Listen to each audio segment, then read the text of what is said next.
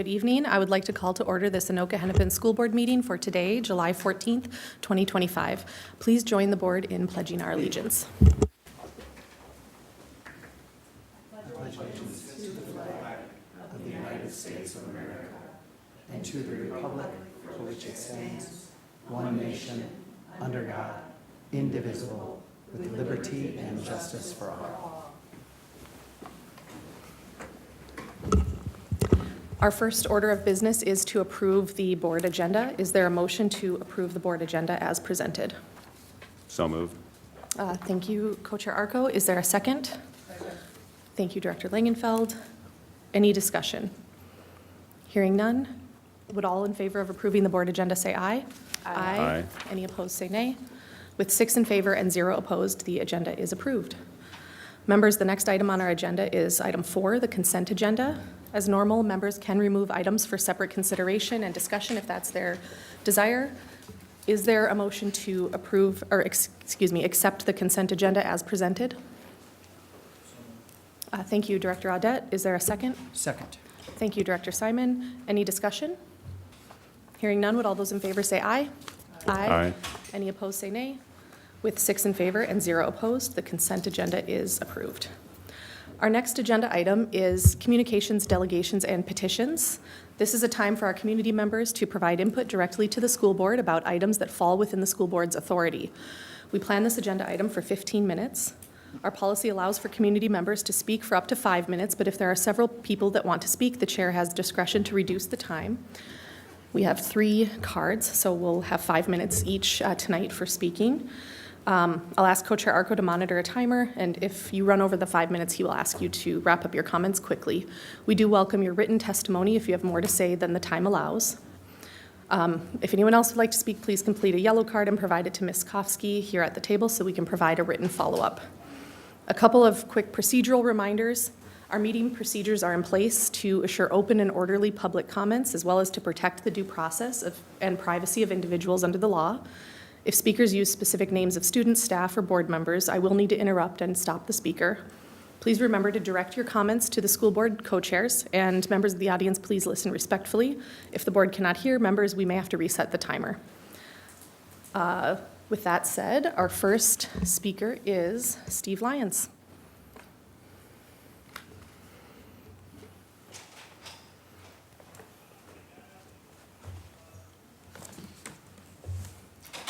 Welcome. Welcome, thank you. Dear Superintendent McIntyre and members of the school board, my name is Steve Lyons, and after 40 years as a public school music teacher, 33 of which were at Champlain Park High School in Minnesota, I have retired. My message tonight is simple but heartfelt. First, I would like to express my sincere gratitude as both a teacher and a parent. As the parent of 2 former Anoka-Hennepin students, now successful adults, I'm deeply thankful for the education and opportunities provided by this district. In addition, I would like to share a few thoughts for you to consider as you continue to guide our schools into the future. It has been a privilege to serve the students and families of the Anoka-Hennepin School District for my 33 years in Minnesota. I'm especially grateful for my role as a member of the Champlain Park High School staff. As one of the 4 remaining teachers who were hired when the school was opened in 1992, and we all retired this year, it has been an honor to help build a culture of excellence where every student is encouraged to feel valued and empowered and to seek success on their own terms.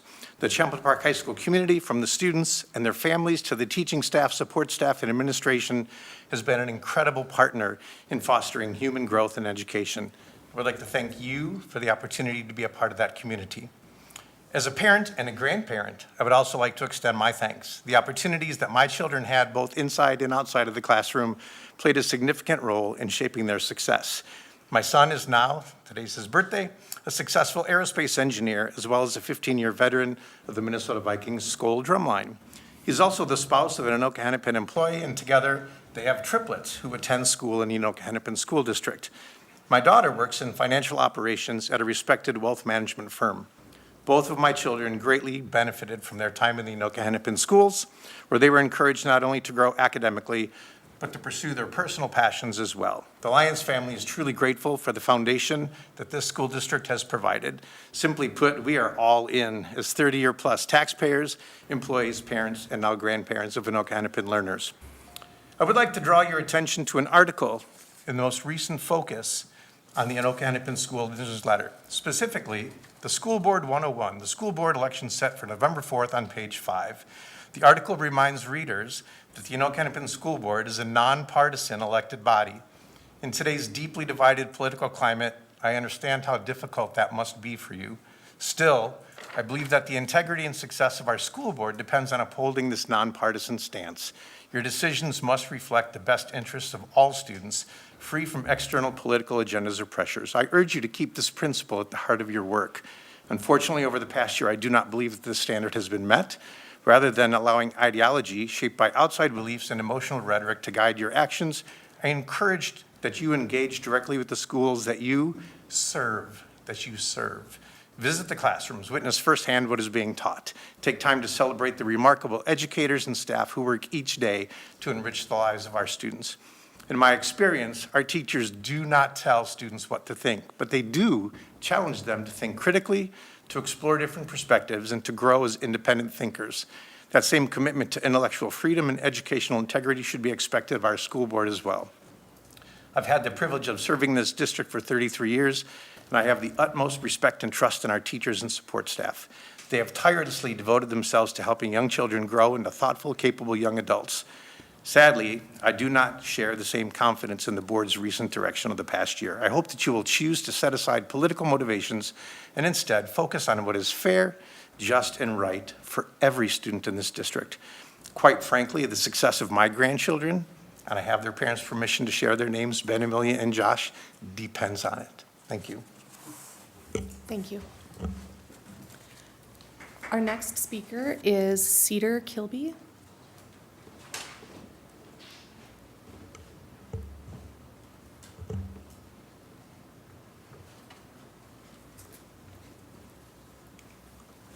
Hi, Cedar, welcome. Hi. I've written nothing in advance, so I do apologize if I do end up talking in circles. So the first thing that I do want to touch on today is cell phone use in, the school district and our schools, specifically secondary education, as that is where, I currently reside.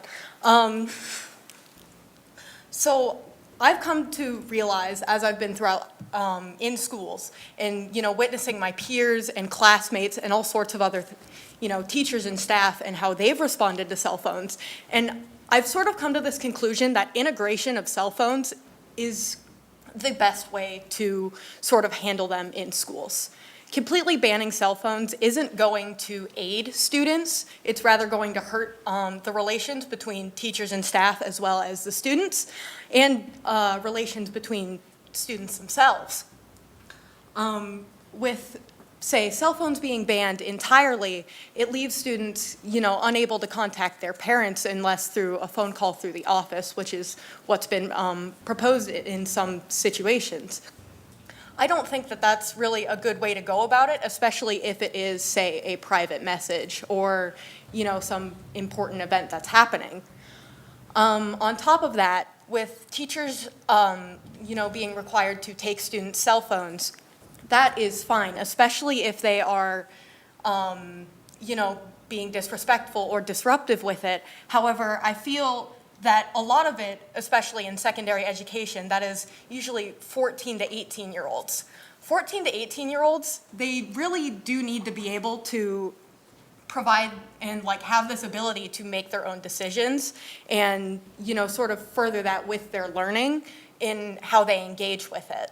So using cell phones in school in maybe an integration way instead of outright banning or only allowing in, say, a 6-minute passing period, I think would really be the best for students and the relations with teachers. Students will fight staff and teachers on cell phone banning. I know that some of you might not be in, classrooms very often or at all, but as someone who's in high school, I see a lot of the interactions between staff and students and all sorts of things. And I see that this will end up harming students' relationships with staff. I don't really have anything else to say, so thank you. Thank you. Our next speaker is Emily McCollar.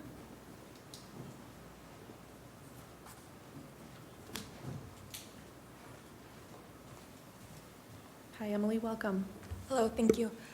Good evening, board and community. I come to you tonight no longer as a student, as I was a part of the class of 2025 through Anoka High School. Instead, I come here tonight as just a community member, and I am proud to say that through my time with the Anoka-Hennepin School District, I have been given resources and opportunities that allow me to thrive and succeed now as I move on in my life. Though I am proud to say that I graduated from the Anoka-Hennepin School District, I cannot say the same for a couple of my peers. I knew multiple students who did not graduate due to a lack of support, and as you guys proceed through budget challenges in the future, and currently a lot of students will fail to see high success rates due to these lack of intervention matters. In a time of financial challenge to our budget, the first thing we were willing to sacrifice when it came to after essential cuts were things that brought students joy, belonging, expression, and pride. I would say that if it were not for my time through activities as well as through being on the swim and dive team, I would not have graduated myself due to a lack of motivation and support system. The most heartbreaking consequences we see at the elementary level. We are proposing to cut funding for schools such as Lincoln Elementary School for the arts, an art school. We are cutting band, orchestra, and choir programs. These are things that allow students to find their individuality and thrive with secondary skills that will allow them to then find success further. And cutting the arts doesn't just save you money, it sends a message, and a dangerous one, to our young learners. It tells students that they do not need to have these fun experiences that allow them to be excited when they come to school. And as we continue throughout this follows into middle school and high school. And it's been proven that art and athletics are problem tools of prevention. Studies from the National Endowment of Arts and the Arts Education Partnership show that students involved in the arts are 5 times less likely to drop out, more likely to engage in pro-social behavior, and less likely to engage in violence or substance abuse. And athletic programs have similar outcomes. So when we see budget crises, we should not cut these arts and athletics as they allow our students to become more successful. Athletic programs have similar outcomes because teens in extracurricular sports show lower rates of depression and aggression and higher rates of attendance, higher GPAs, and higher emotional resilience. When you remove these programs, you aren't just cutting extracurriculars, you're cutting protective factors. We see these art programs allow for students to express their emotions instead of suppressing them, skills that will last them far beyond the workforce. And going back to cell phone use, as Cedar previously mentioned, if we do not allow cell phone integration into our classrooms, how are we setting up students for future success? Cell phones aren't going anywhere in the workforce. Instead, in schools, we should show them how to properly use them so that our students can be successful in the future. Anoka-Hennepin School District aims to set students up for success, yet we are taking away factors such as arts, athletics, and cell phones, things that allow students to excel in multiple ways and show that students should actually be able to succeed post-school. This budget doesn't affect numbers on paper. It affects the kids who found their voices in choir, the schools that help students through art manage their emotions, which then allow them to better understand curriculum. For example, my sister only attends school and only feels motivated to go to school when she knows that there are ways for her to express her emotion. She is going into 4th grade over at Lincoln Elementary School, and unfortunately, she was so excited to finally join the orchestra program there. Though now they do not have the funding due to staffing cuts that allow her to excel in these programs. She is being failed by our budget. 20 seconds. Thank you.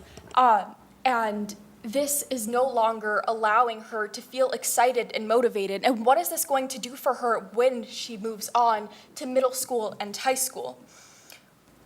Thank you. Thank you. All right, board, that concludes our yellow cards. Our next agenda item is item 6, board calendar and district update. Superintendent McIntyre. Thank you, Co-Chair DeSheen. And it is that time of year where we are ramping up our recruitment efforts. So this is a reach out to our community members who want to make a difference in our schools and for our students.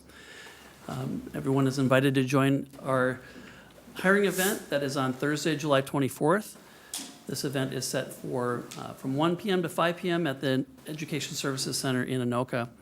We have many different positions that are available, from working with students as a paraeducator to serving meals to working in our student transportation department and many more. So I encourage everyone to visit our website at ahschools.us/jobs for more information on all the positions that are available. Also, I hate to bring it up, it's the middle of the summer, but it is back to school time, and we are really trying to promote our support for parents and guardians who are looking for back-to-school supply lists and other information. And that is all available on our district website as well at ahschools.us/BTS or back to school. Times and dates for open houses, start and dismissal times, activity registration links, and all the other additional information, including those supply lists, are at that website for our families, and I would encourage our students as well to engage in that with their parents.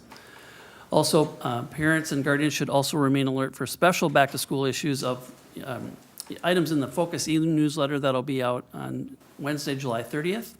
Newsletters will be providing back-to-school information as we approach the beginning of the school year through their buildings as well. So we'll begin a more aggressive promotion of all those things that are needed for the beginning of the school year for the 25-26 school year. And then finally, board members, looking at Debbie Koski here, and I'm going to ask Debbie to come up to the presentation table for just a few comments.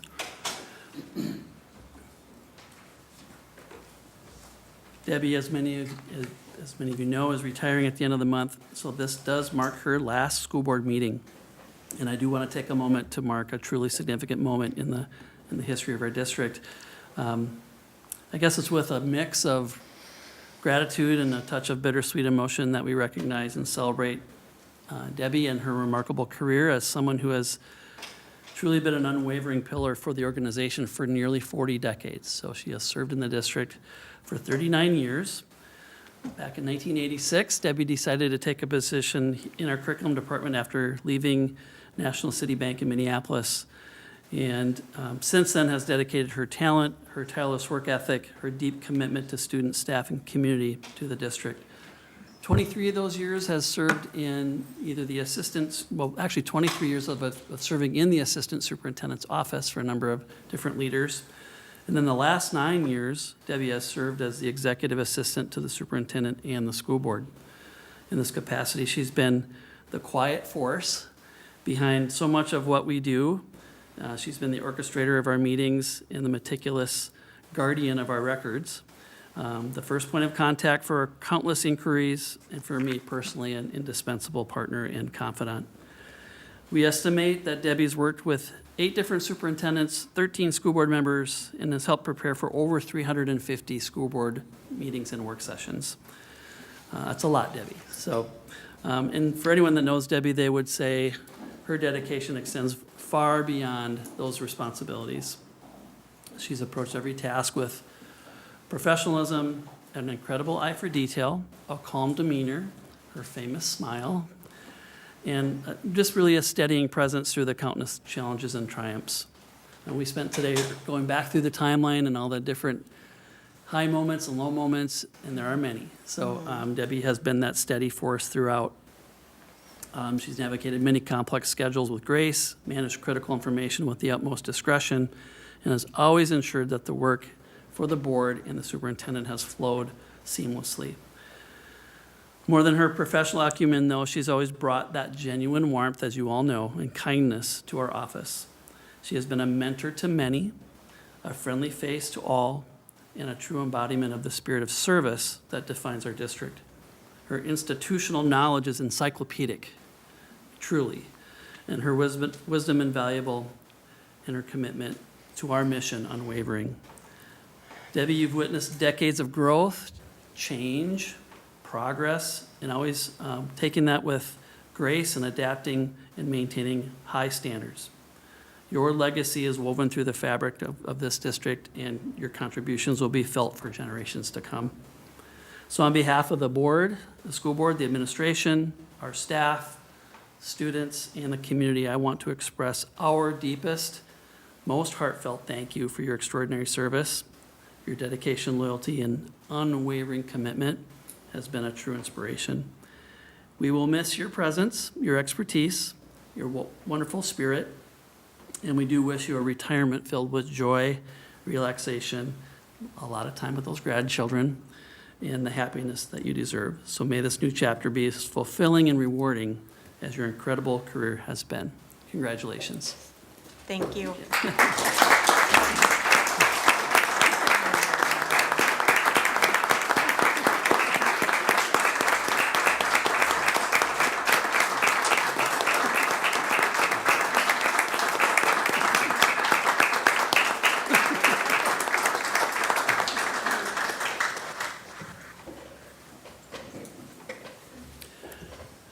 Co-Chair DeShane, that concludes my superintendent's report this evening. Thank you. Thank you. Members, any questions or comments? Director Simon.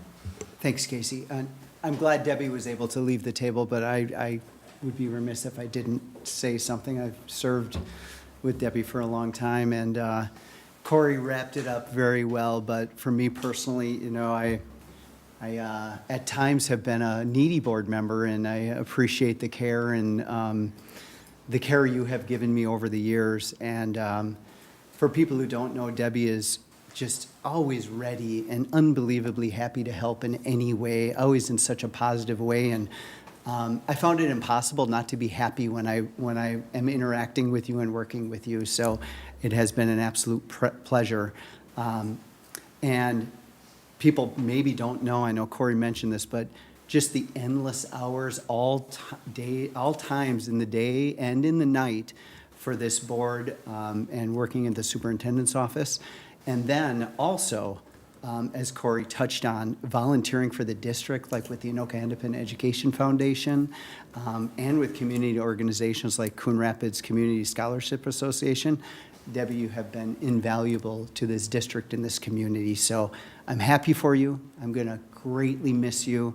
And I'm going to hold you to the promise of bar bingo after your retirement too. So thank you, Debbie. Members, anything else? Director Langenfeld. I'm going to keep mine short because many wonderful things have been said about Debbie. When I think of Debbie, she is always that person on the other end of the phone who can help you through things, but there is also always a sense of joy. And that's the piece that she's willing to share, not only and support us, but has also shared pieces of her wonderful life in terms of her grandchildren. And so we see the human side of her as well. And so I have been privileged to know Debbie before she entered the superintendent's office and worked in the office as one of the associates at that time. But when you have someone with that much institutional knowledge, but also that passion, joy, and love for Anoka-Hennepin and the people inside of it, that's what matters most. And she certainly emulates and just exudes this district. So I wish her well, and I hope to continue the joyful conversations into the future about grandchildren. It's fun. So thank you, Debbie. Members, any, Director Audette? Yeah, thank you. So I don't know what that bank was thinking so many years ago, because as a person who's had a career that's getting close to 30 years myself, when you have a great employee, you endeavor to keep them at all costs. And so they definitely lost a great one when they lost you, Debbie. But to the credit of the school district, they found a great one when they hired her. And I don't have, dozens of years working with you, but I do have 4. And I would just like to say, maybe the greatest things that I think of, one, just help. She is a helper. If you need help, and it doesn't matter what you do, where you are, whether you work here, whether you just, your kids go to school here, whatever. She is always ready to help. She has helped so much, and it's a great compliment because sometimes help is hard to find. And so I certainly appreciate that, and I also just appreciate her kindness. And in the last few years, I've had the chance to meet some of your grandkids and your family, and what a wonderful family that is. So we certainly wish you well. I know you're gonna love it. So Thank you. yeah, thank you. Anyone else with comments? No. Thank you, Debbie, for everything. Our next agenda item, board, is the annual radon testing update. So we will welcome Greg Cole, Chief Operations Officer.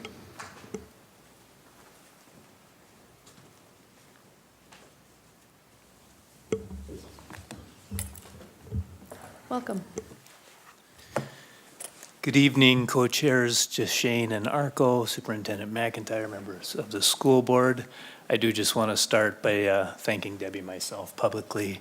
I'm one of those people that she has helped many times, and her care for all of us on the administrative team is just unbelievable. There are so many things that happen behind the scenes that nobody knows about that she takes care of that we've just all appreciated so much. So thank you, Debbie. Okay, this evening I'm here to talk to you about radon. As part of the district's efforts to ensure that school buildings are safe for students and staff, the district annually tests a sample of schools for radon. This is an annual cycle that ensures each district building is tested once every 5 years.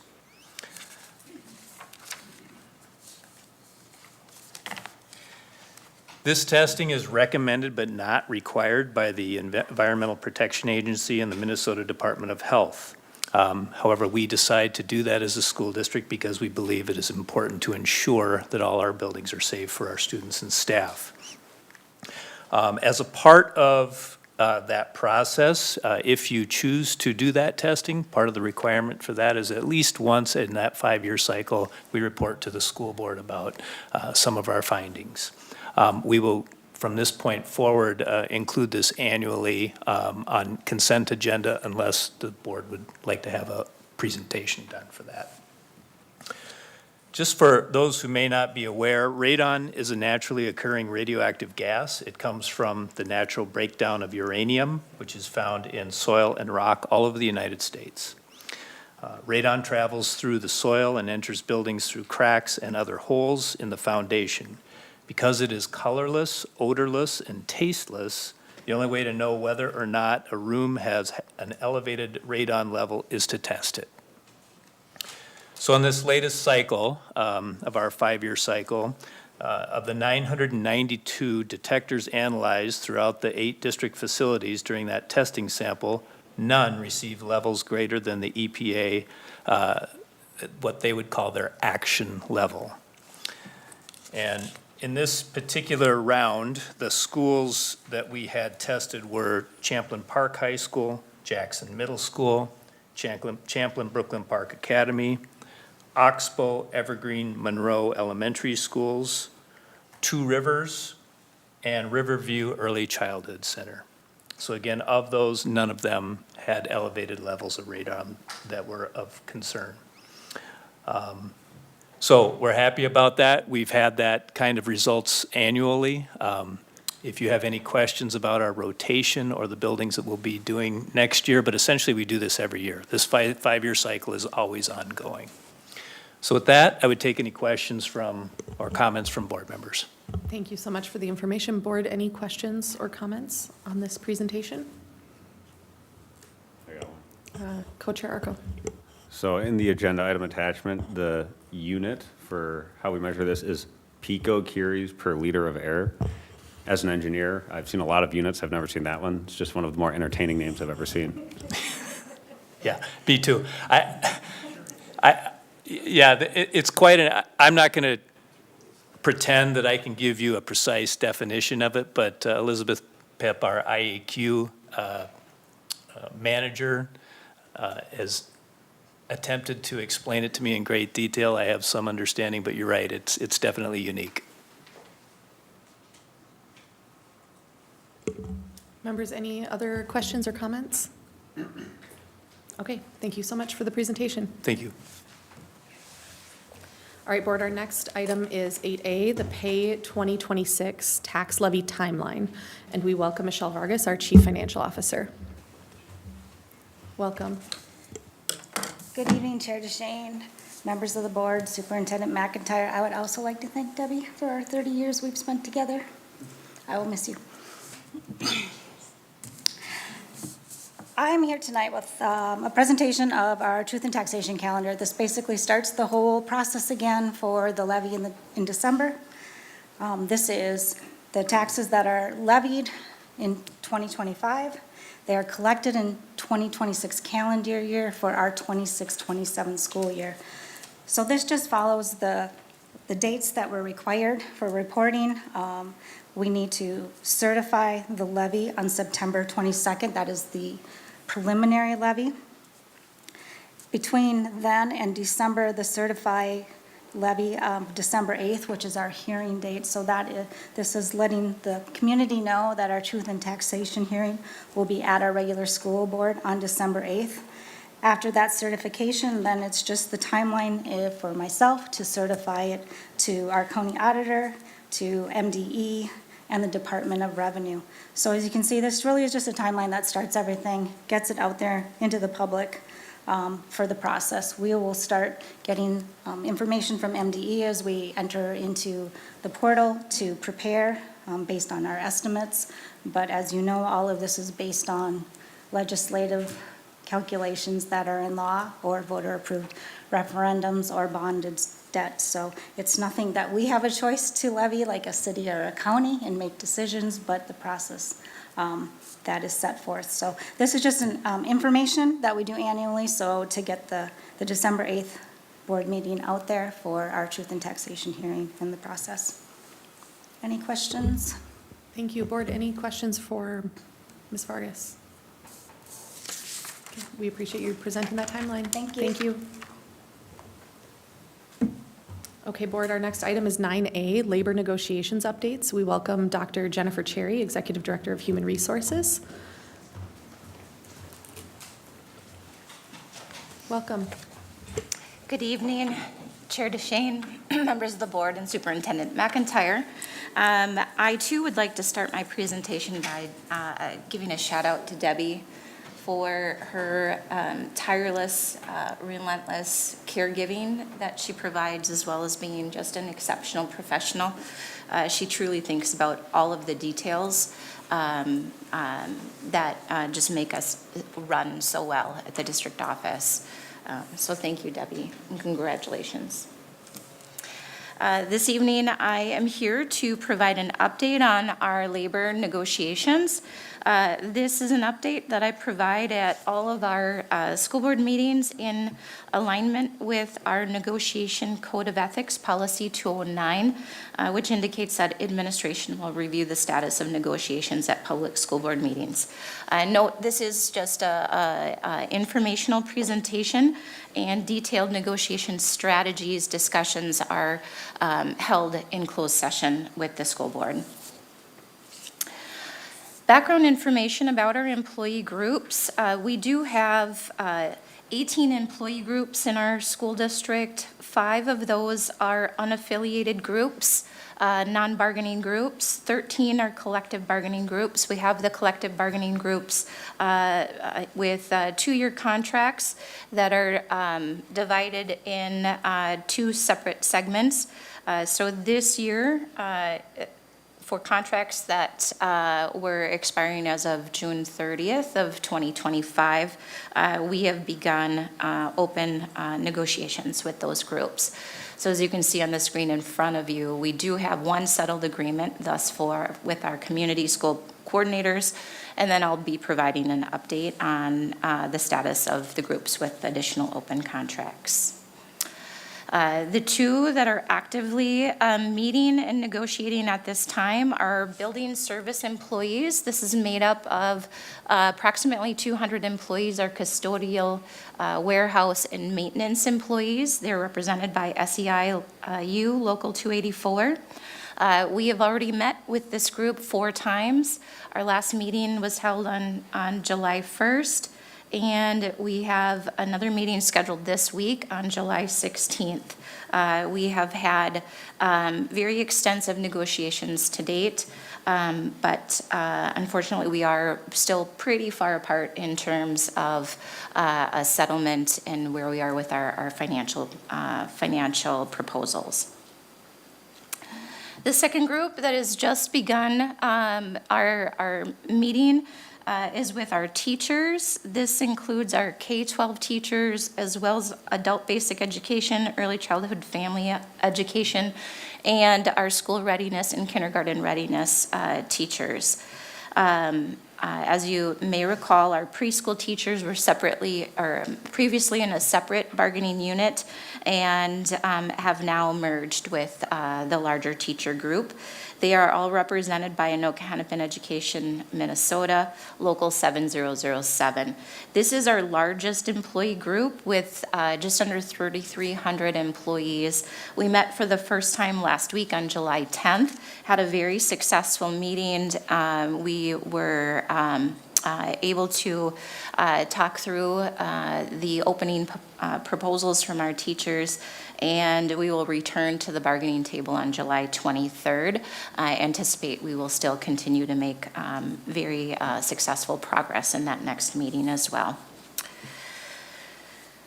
And moving on, we do have 6 additional groups with open contracts that are yet to be scheduled. Our next largest group is our child nutrition assistants. We're looking at an opening meeting date in September. At this time, they are represented by the Minnesota School Employees Association. The association there is also representing our technical, or the field rep for that is also representing our technical specialist. But the unit is called the Anoka-Hennepin School Technical Specialists Minnesota School Employees Association. Another smaller group, but we try to coordinate those two at the same time. Our next largest group is our principals, and typically we start with principals after we've kind of moved a little bit further along with our teacher bargaining groups, and we expect the rest of the groups will follow shortly thereafter. So in conclusion, we'll continue to provide regular updates at school board meetings as requested, and we will begin updating our webpage for this next round of negotiations on hschools.us/negotiations. So at this time, I'm open to any questions or comments from school board members. Thank you for the presentation. Members, any comments or questions for Dr. Cherry? Okay. Thank you. Thank you.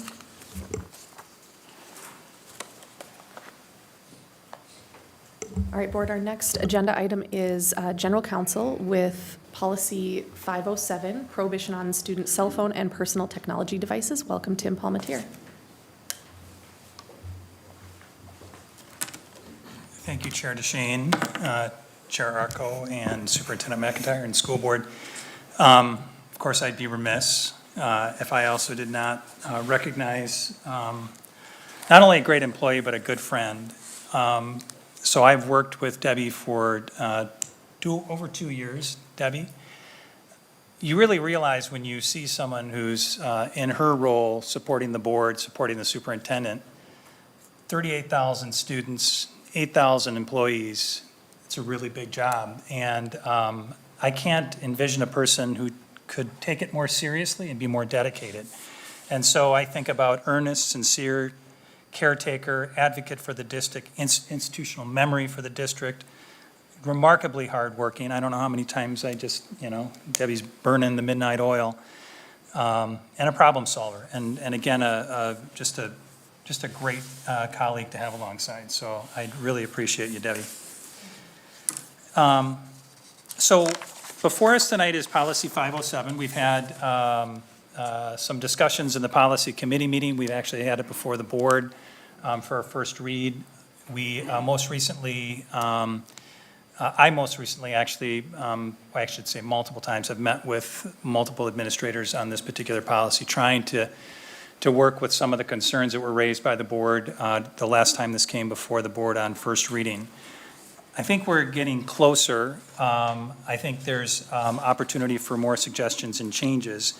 What I will say for tonight's discussion, I highlighted those areas that underwent kind of significant verbiage changes. This is a new policy, so I'm not really editing an old version, and it's really hard to kind of show repeated edits, so I just decided to highlight and kind of show those areas where there have been changes.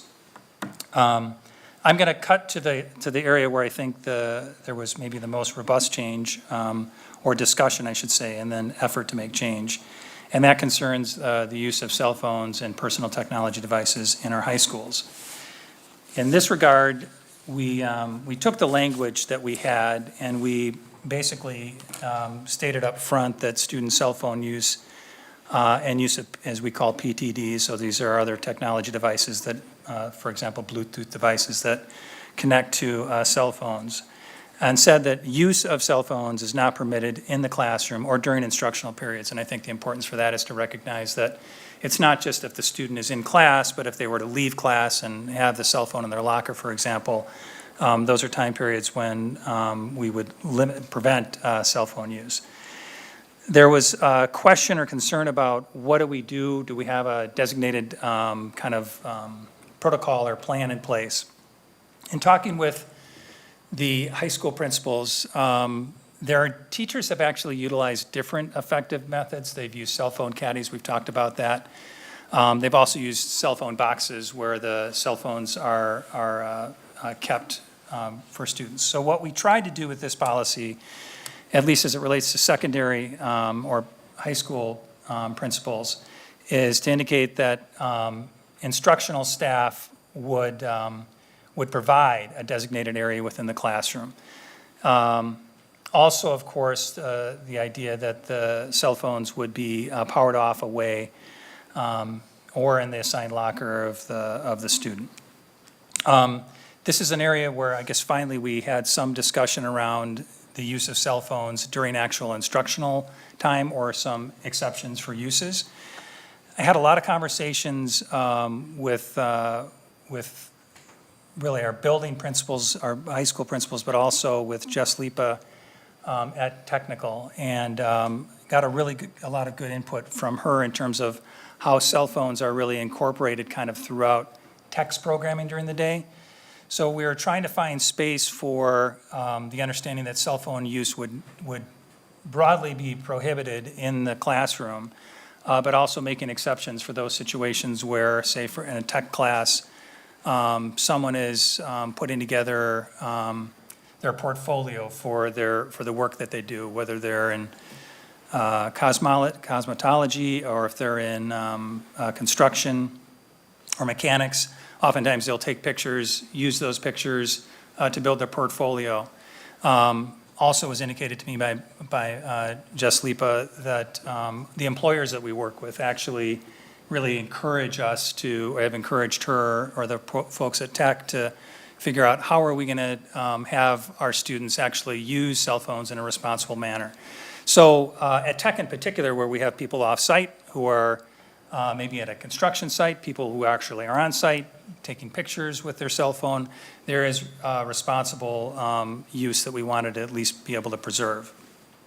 The other changes in here, really quickly, under exceptions, there was one qualification or clarification that we put under section 6B that dealt with emergency situations. We wanted to make it clear that emergency situations really related to actual real emergency situations where someone needed to contact the authorities relative or rather than simply contacting perhaps a parent and a student determining that an emergency is maybe that, they have a minor issue that would first be addressed by going to the school nurse or through administration.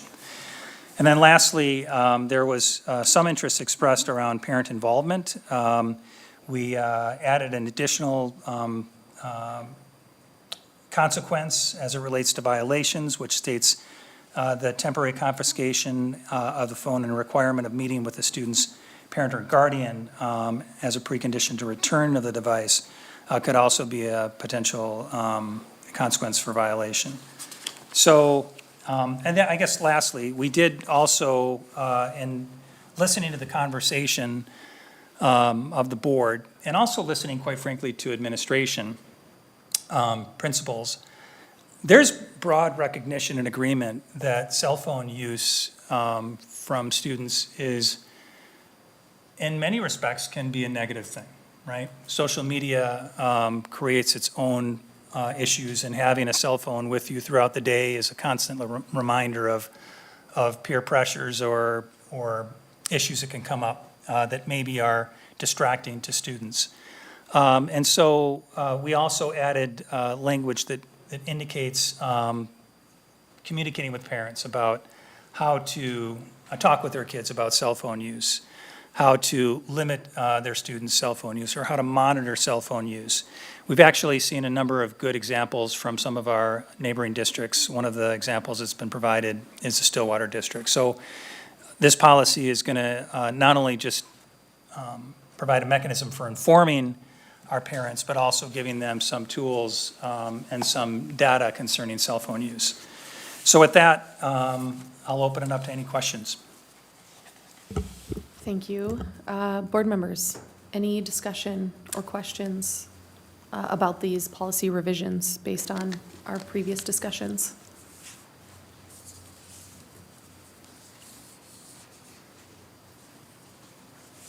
Director Audette. Thanks. So I reviewed the revisions that were made, and I do see where, elements of the discussion that we've had have been incorporated in there, which is, of course, appreciated. And I just did a full reread of the whole thing, and I don't land in a new place personally, but my takeaway from it is we're still working pretty hard to, come up with some sort of means to have the phones around, even though, we've, now I guess you would say 2 of the settings, elementary and middle school, we pretty well said, definitely don't want to see them at all during the day. I think elementary, if I read it right, it shouldn't be there at all. Middle school, got to be put away. Then we get to high school and we're looking for ways to, manage them, because we just acknowledge that their presence will be there. So, I've continued, so I started to get concerned with this a couple of years ago, and as I continued to just try to study it, read about it, and I have definitely come to a place where, it's unquestionable the negative effects that phones are having on our kids. And actually for myself, the more that I've looked into it, the worse it gets. So I just want to offer that up to people, not as a school board member, but probably the role that I've played really as a dad. And, as I've looked into this, there's no question direct link of the mental health crisis we're facing with our kids. The cell phones, I wouldn't venture to say what percent of it, is a percentage is the cause, but it's a major one. It's, without a question in my mind, the biggest cause of the mental health crisis we face, and that connects to the behavior problems we're seeing in schools as well. So the phones, and in particularly social media, have an effect on brain development on kids that is, effectively rewiring the brains to a point where then kids' brains don't function the way that they once did. It's a pretty devastating impact. Incidentally, it has an especially negative impact on girls, in particular with the mental health crisis that's been found. And the internet itself on phones is not well regulated. So kids are exposed to all kinds of things on the internet that cause them to grow up really quick, tragically so. So, and that's all before you just get to the interruptions that having the phones can cause. So I've tried to, I've engaged with a lot of people on this. People are reaching out to me. Countless numbers of teachers who tell me, please, don't stop. Get the phones out of our classrooms. So I've heard you, and I'm gonna stay on it. But students too, high school students, who tell me the phones are not under control. We can have access to our phones anytime we want to, despite what's being told. So I guess I started to think about that myself. I have messaged my high school senior before. As I think about it, I'm like, well, I wish I wouldn't have done it, but nearly instantaneous response almost every time, which tells me that the kids are right. So I could go on all night, but I won't. But I remain committed to a total ban of phones in schools, and I would welcome discussion from anybody who wants to talk to me about it. I'll share with you what I've read, what I've learned, why I feel the way that I do. But I think it's maybe one of the most critical issues facing our schools right now. I really do feel that way, so thank you. Thank you. I think you raise a really interesting and important piece of this. It's that students come to schools with the phones, right? Schools do not provide phones. We do not provide phones to students. We, as a school district, do not unlock social media on the phones for students. It's like the adults that are in our students' life, like us, right? As parents, we're giving our kids these phones. And I think it's really helpful for us to remember that context when we're trying to talk about the policies and we're trying to talk about what influence we can have during the school day. And as you acknowledged, the movement of the policy to try to reflect the realities of phones existing, right? I was meeting with an administrator just today and talking about how students who walk, kindergarten through fifth grade students in elementary who walk to school, oftentimes their parents want them to have the phone or the Apple Watch, right? So that they can communicate before and after school when they're in that space. That's one reason to me why like a ban at school could be really difficult. We've got protocols and like put them away, the off and away all day situations at elementary and middle school, which I think is a good direction for us. And I welcome the continued discussion about high school and how we can balance that desire for us to set up our students for success, teach them how to be future leaders, future contributors to society, and focus on what they need to focus on at school, right? Respectful engagement with their classmates, their teachers, the administrators in the building. So I think these discussions are really helpful for us as a board, and I just appreciate that we've continued to come back to them and try to work together on this policy and really find a place that can be a compromise position from all of the perspectives that we're bringing ourselves individually and that we're hearing from students, from staff, from administrators in our system. Any other members that have comments or questions that they want to raise? Co-Chair Argo. I guess, kind of continuing in the discussion, what are the reasons, so I get that students bring them and we don't provide them, that's a given. There are other things that were students to bring them to school, of course, we don't allow them to, or we take them away, or we suspend or expel them, so like, the idea of not permitting students to bring something isn't a problem, we already do that.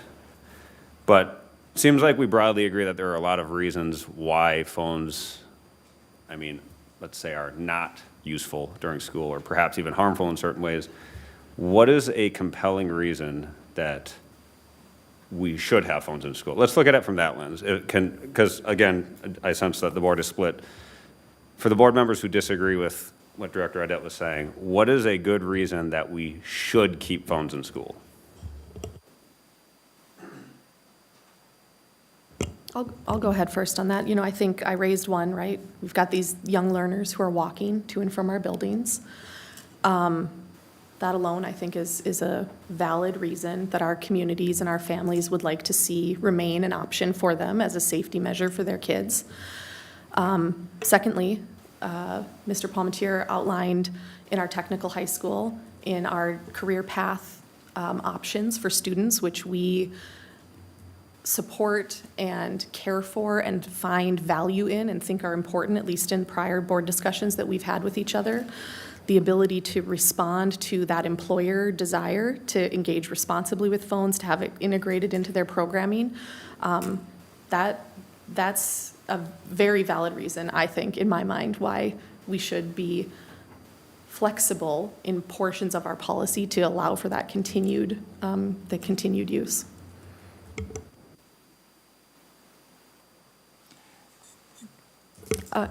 Yeah. One of the, Mr. I mean, Palmentier. in talking with principals about this, I just wanted to try and respond a little more to Co-Chair Arco's question. Multiple examples are provided of maybe even our coaches using phones to communicate with students about changes to practice and or just kind of real time. Employers are a big part of it. So we have students who are in some PSEO classes who might be leaving school early. Families rely upon students to come home and provide care for their younger siblings. So I heard a lot of these examples. I think the general notion is that our students, our high school students in particular, are young adults who have a lot of responsibilities that go beyond the school day. And so whether it's, right, we did this at one point 30 years ago when cell phones weren't legion. So is there some sort of possible workaround?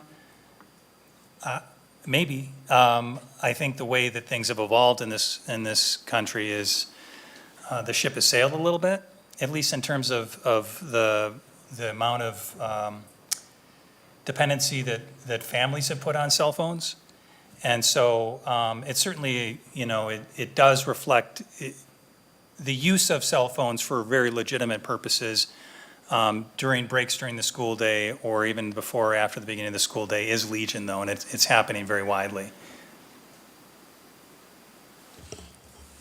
Coach Arco. Okay, so I like the reasons provided. I'm just going to walk through a couple of them and then just kind of discuss something I brought up before. So like walking to and from high school, yep, that is important for them to be able to communicate with parents. I don't disagree there. Engage with employers, also important. I would perhaps add to that if we talk about being responsible adults, part of being a responsible adult is time management, and it would be a simple thing to just have timely kind of planned communications. If you know your phone is going to be inaccessible for a time, communicate in advance or let your employer know. That's a pretty simple hurdle to overcome, I think. Coaches communicating with students, we have direct control over this. We could just say, hey, use their school email because they do have tablets or whatever during class, or just don't do it, wait till the school day is over. And then just general communications, again, no one's going to question general communications are important, but there is still the element of you should be able to go at least some period of time throughout a day without a phone. So all good reasons. I don't think any of these are deal breakers, but I think the solution I'd put out before, which I believe kind of addresses all of this, is the Yonder pouches. It's a weird name, but so it kind of addresses a variety of these things. It allows the students to have their phones to and from high school. They're still responsible for it to the extent that they want to bring it. It's going to remain on their person just in a pouch. So we're not going to take responsibility for it.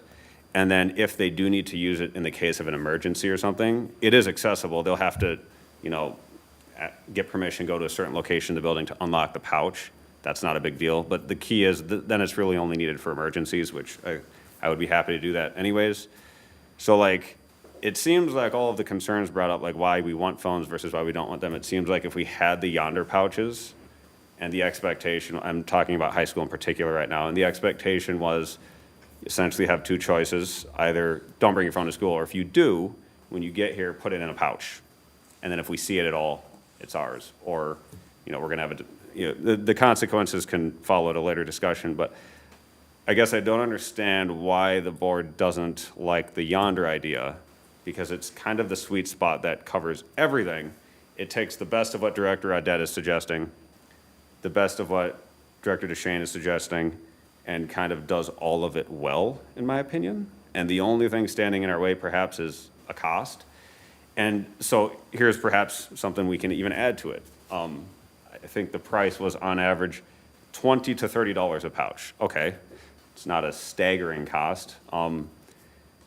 If it's really that big of a deal for us to pay that price, then perhaps we can just, again, put it back on the students or the parents.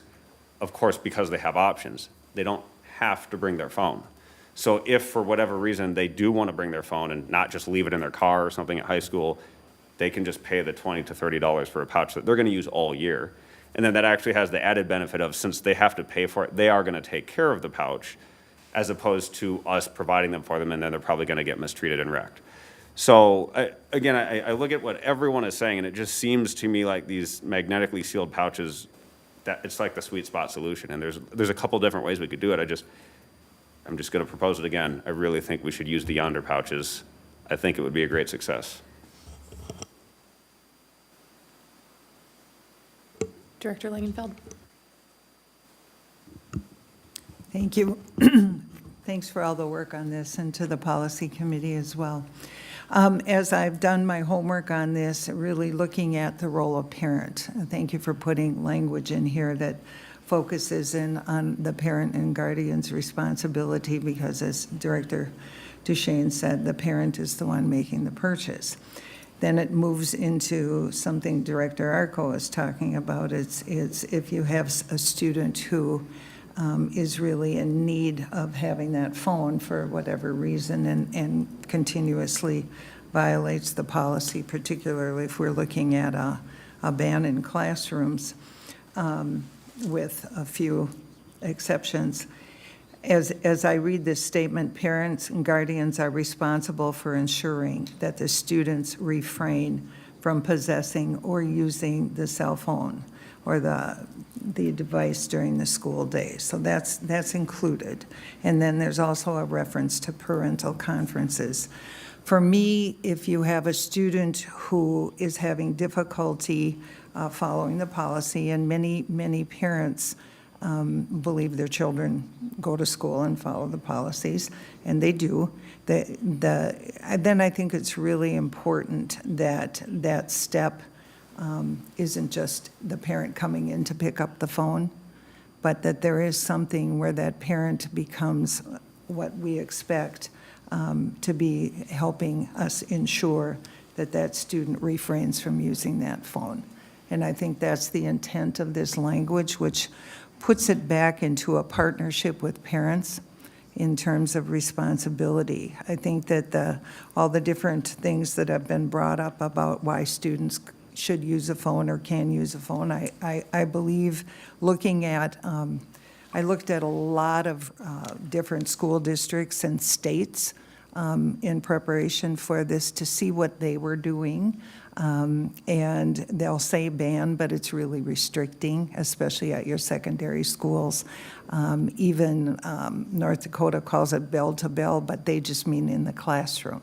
And then each school district can have their own policies about what happens outside the classroom and so forth. And that was, I think, probably one of the most restrictive. But I think that whole parental piece is so vitally important to this conversation.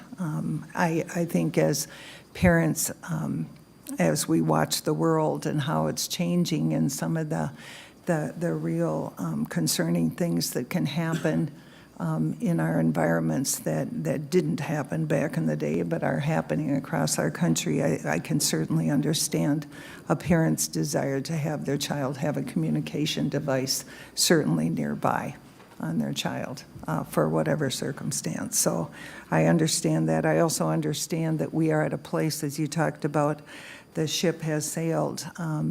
The student who is really dependent and reliant on that cell phone, that's going to take some work in terms of supporting them in maybe some different ways than just saying you can't have it. So that's the other piece to keep in mind as well, and that can be part of the parental conferencing that says, how can we work together to support your student? One of the things I don't want to lose track of overall, we're making these decisions. I don't have a lot of Anoka-Hennepin data. that tells me how many students are violating current policies at the secondary level and how that's being addressed. Does that make sense?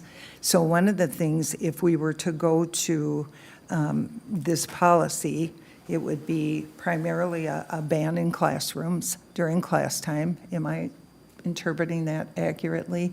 With the exception based on approval through administration, if there's any kind of reference need for that. And then also then looking at use during passing time and before and after school, what kinds of issues, concerns, things are still bubbling up. Then I would like to, if all teachers and everyone who is teaching has that high expectation, then when we have parents come in and have those conversations and give them the resources that we're talking about, I think that could be a very helpful thing. But I think as a board member, I would want to, as we move forward, get some data on this to tell us how it's working, whether it be, having kids put them in pouches or whatever that is. I think that having a more uniform setting for that is important as well, and not just leaving it flexible and open to anything. So I know our principals assured us, I felt anyway, that they would have whatever is determined in their schools where those phones are going to go if kids are bringing them in. And, let's collect some data on that as well before we completely ban them. I'd like parent voice in that information too before we would do that. So, but I can certainly understand that I would not want them out in my classroom when I'm teaching. That relationship with that teacher and with their peers is very important, and that's what I'm understanding is a big issue, so. Director Simon. Thanks, Casey. Thanks, Tim, and I have some specific comments on the policy, but more high level to start is that I appreciate the conversation. I think it's a really good example and illustration of continuous improvement because we were somewhere and now we're potentially going and improving and strengthening things.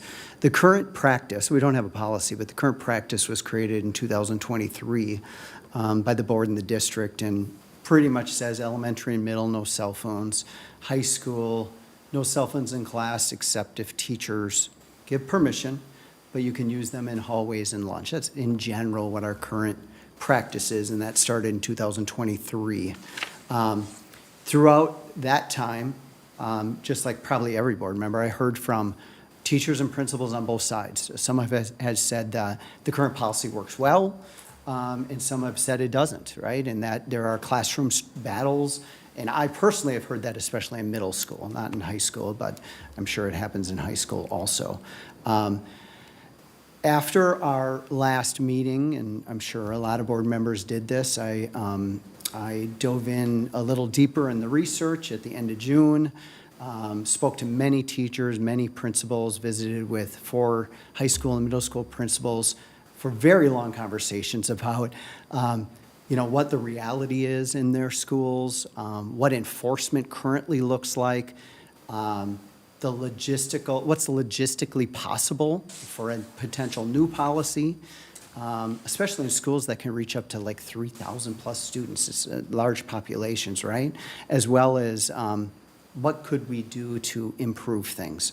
And they were not shy. They were very, very, very direct and gave a lot of information. And I've mentioned this before, but I do rely upon our experts in the buildings quite a bit, and I do think our teachers and principals in the buildings enforcing this are the experts, and they should have a voice in it. So that's what I did. And I did it in prep not only for this meeting, but for the June 30th policy committee meeting. I wanted to make sure I got my information to the co-chairs who are the members on the board on the policy committee, my feelings of what the policy was. So in general, all of that information, I came to the conclusion with our experts that cell phone-free classrooms are essential. So I'm What I like about this policy, I'll go there then, what I like about this policy is that it did strengthen that, in my opinion, on no cell phones in classrooms, and that it's written in this policy that building administration will provide classrooms with storage options. So I do like that, specifically that part of it. A couple comments I'll make on things that I think may strengthen this, or kind of my feelings about potential changes that I'd love people to consider is, when you talk about building administration providing the storage options, that, in my mind, that says that the building currently gets X amount of money for their building, and now they're going to have another expenditure with their current pot of money. So I would really like that to be district provides that, as opposed to building administration provides that, because I don't want to take away from what the buildings need to do right now. I know those are tough discussions when you're in budget cuts, but this is an important topic, so I think it deserves that. Also, with the storage options, I want to make sure that there's teacher input into the storage options, because many buildings, through my discussions, are currently doing things, maybe not the whole buildings, but specific classrooms, specific grade levels, and they find things that work, and different teachers may have different thoughts on what works for their specific classroom. So I think we need teacher input in that. And then one thing that I heard very clearly is consistency within a building is very important. If you have one classroom that kids can use cell phones and another that they can't, there is confusion about what is happening. So I would love the policy, or maybe it's an additional document on guidance, which could include that, talking about consistency within a building, and also guidance on corrective action. We do have a list of corrective action may include. I personally would like that more defined, because one element that I think is very important when we talk about corrective action and the expectations of the district is to include strategies of enforcement or corrective action that removes the burden as much as possible from the teachers.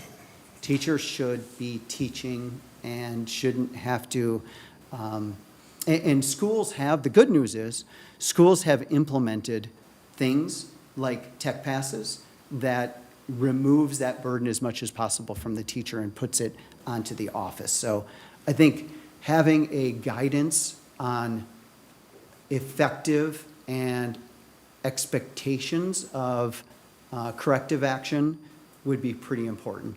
The last two things is, this does talk about communication to parents and students. I don't think it's strong enough. I think it needs to be multiple touch points. I think it needs to be highlighted. I think we need to not just, this just says annually, and I know this is broad and I get it, but so maybe it's a guidance document that it is a very robust communication process to our parents and students.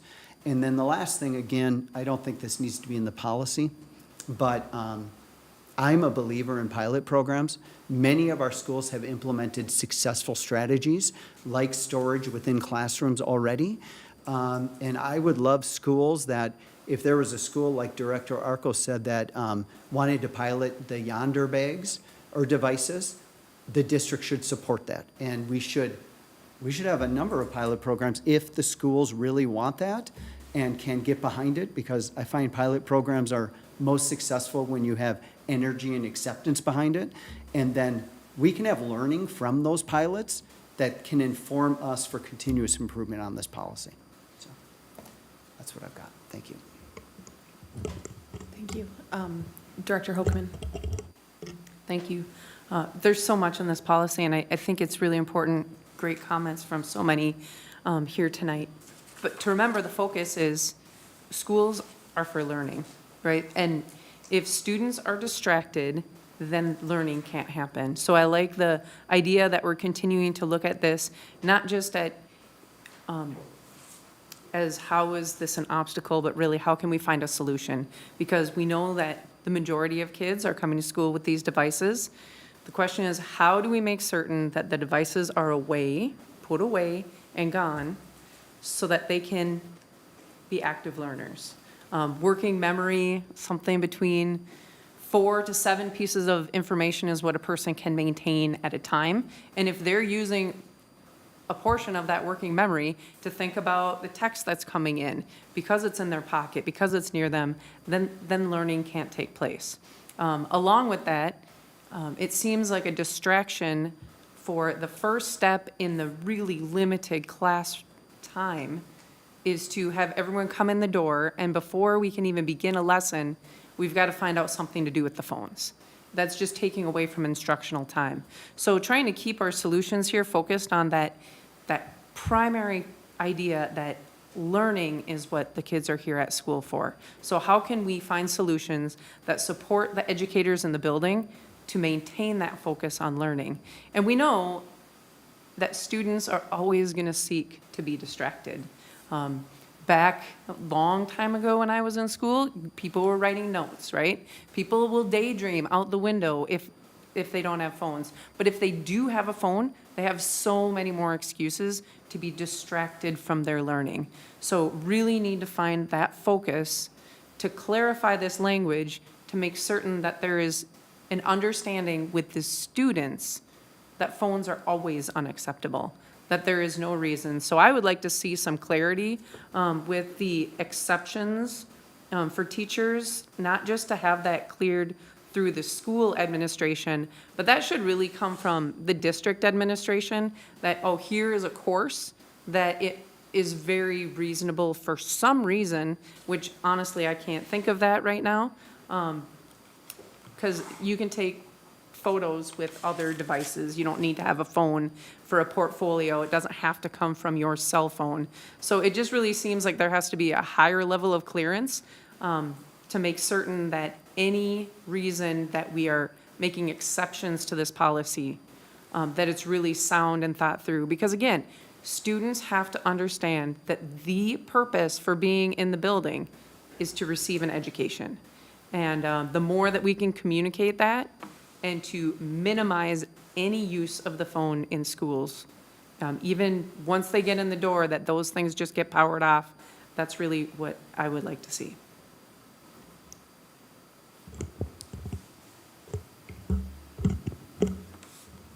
Okay, members, any other discussion about the policy edits that are before us?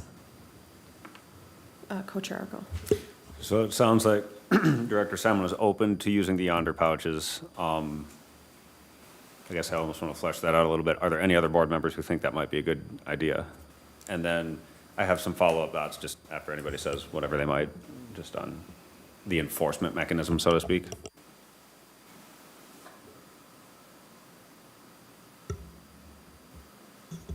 Superintendent McIntyre. Just a point of clarification. I think, Director Simon, could you clarify? I think the point in front of the board right now, at least, is some options. I've shared with the board a few times at Blaine High School, for example, as kids walk in the room, they don't even stop walking, they put it in the caddy by the door. It happens as they're finding their seats. Doesn't take away from instruction. Very efficient, works very well. I think Director Simon said it very well also, that other schools use a box, different tool, but as you walk in, it's done just as they're finding their seats. The pouches may be another option as well. So I'm looking for a point of clarification. That was what you were looking for, is some teacher voice or input into what works for them in managing their classroom. Am I capturing that correctly?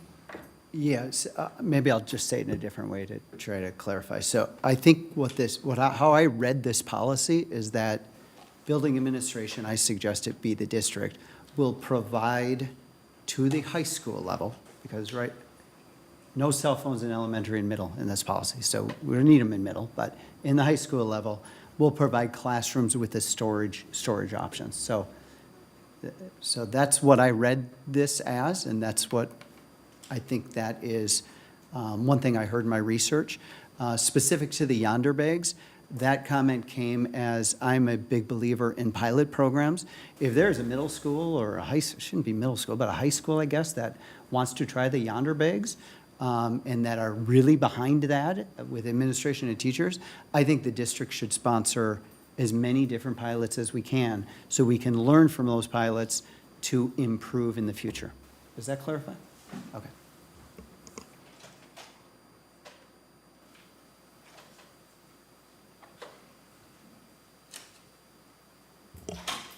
Coach Arco?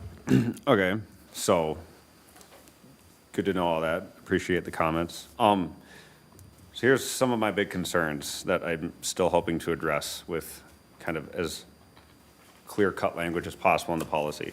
I really, really do not want the teachers, and to the greatest extent possible, even the high schools, to be responsible for dealing with the phones. Now, obviously, to some extent, they will have to be, but let me kind of explain my thought process there. We're kind of starting from a paradigm of what is it that we can do?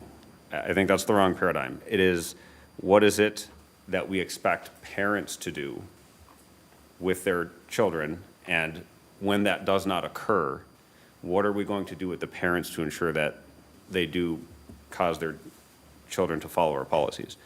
So let me kind of spell this out as specifically as possible. I'm going to keep going back to the yonder pouches because I think there's a lot of promise here.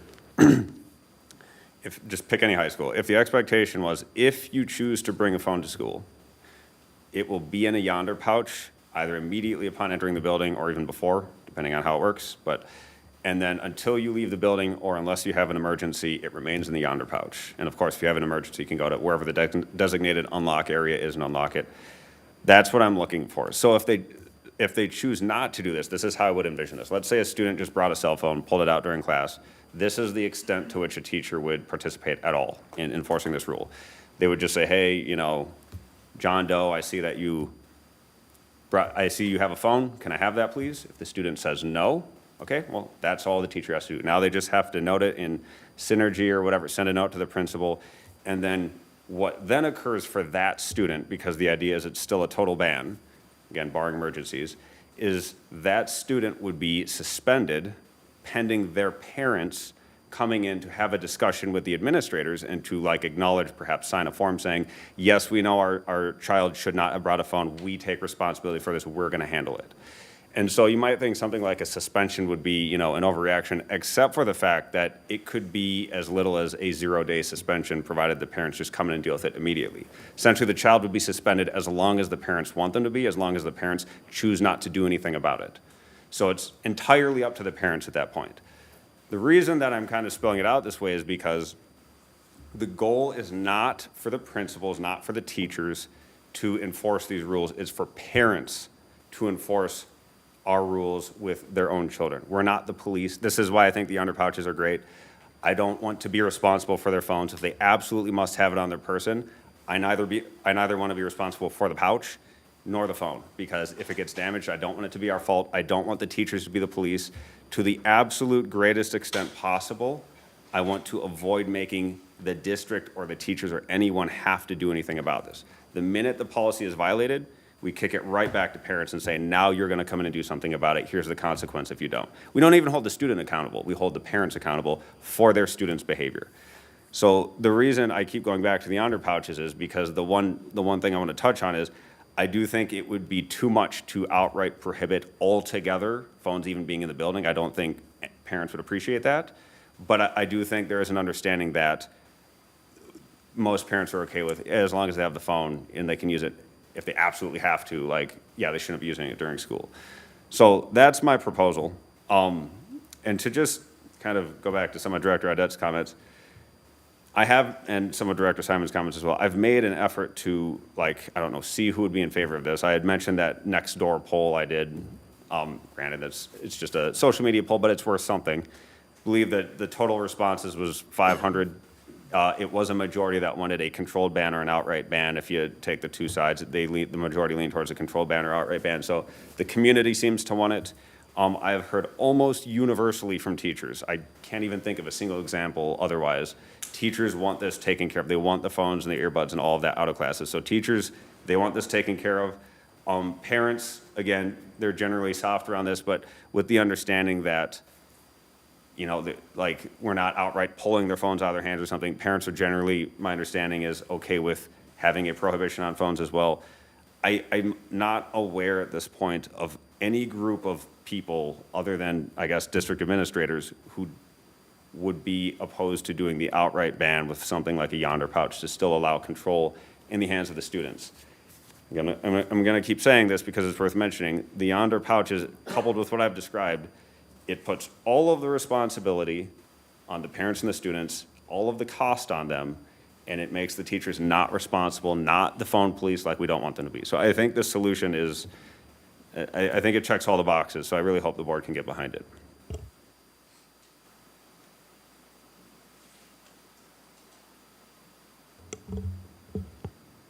So with that idea, are you looking for changes to the policy language?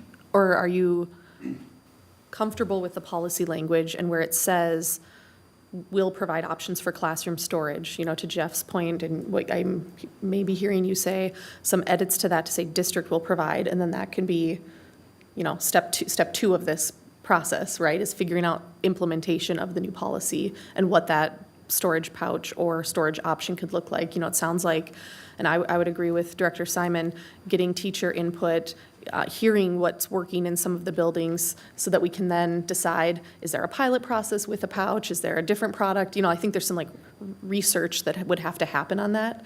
I just want to incorporate your perspective into like the language of the policy to see like how close are we on the policy language at this board table?